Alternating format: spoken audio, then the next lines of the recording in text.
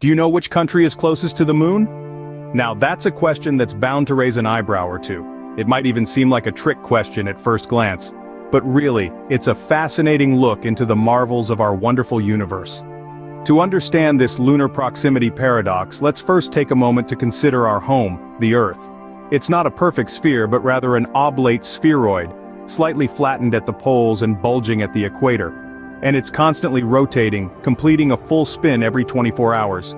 Now these two factors, the shape of Earth and its rotation, play a significant role in determining the distance between different points on Earth and the Moon. Yes, it's not the same distance everywhere. So, which country actually is the closest to the Moon? Well, that's a story for the next scene. Stay tuned to discover which country wins the lunar proximity race. Now, you might be wondering, how can a country be closer to the Moon? Well, let's delve into the science behind the distance between the Earth and the Moon to unravel this mystery. Our Moon doesn't orbit the Earth in a perfect circle but rather in an ellipse, which is essentially a squashed circle. This elliptical orbit means that the Moon's distance from Earth isn't constant but varies throughout its monthly journey around our planet. Imagine the Moon and Earth as two dancers locked in a celestial waltz. As they spin around their mutual center of gravity, the gap between them ebbs and flows. Just like how a dancer might draw their partner in closer before spinning them out again, the Moon moves closer to and then further away from Earth in its orbit. Now there are two pivotal points in this dance. First we have the perigee, a term derived from the ancient Greek words for near and Earth. This is the point in the Moon's orbit when it's closest to Earth. Conversely, the apogee, from the Greek for away from and Earth, is when the Moon is at its furthest point from Earth. At perigee, the Moon is about 226,000 miles away from Earth. Contrastingly, at apogee, it's around 252,000 miles away. That's a difference of about 26,000 miles, or roughly the circumference of our planet. But here's the catch. The Earth isn't perfectly round either. It's an oblate spheroid, meaning it's slightly bulged at the equator. So, countries near the equator are actually a little closer to the Moon when it's overhead, compared to countries near the poles. Interesting, isn't it? The Moon's elliptical orbit, combined with Earth's oblate shape, means that the distance to the Moon varies not just over time, but also depending on where you are on Earth. So, with all these factors, which country do you think is closest to the Moon? Ready to find out the closest country to the Moon?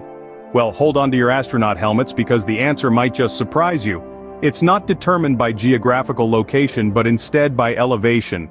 That's right, the country that sits closest to the Moon is the one with the highest elevation. Now I'm sure the gears are turning in your head and you're starting to put two and two together. So, let's cut to the chase. The country that boasts the highest elevation on Earth, and therefore the closest to our lunar neighbor, is none other than Nepal. Why, you ask? Well, it's all thanks to the towering majesty of Mount Everest, the highest peak on our planet, standing at a staggering 29,031 feet above sea level. Surprised? Yes, it's Nepal that's closest to the Moon, thanks to Mount Everest. So the next time you find yourself gazing up at the Moon, remember, it's just a little bit closer to those standing atop the world in Nepal. So, what have we learned today?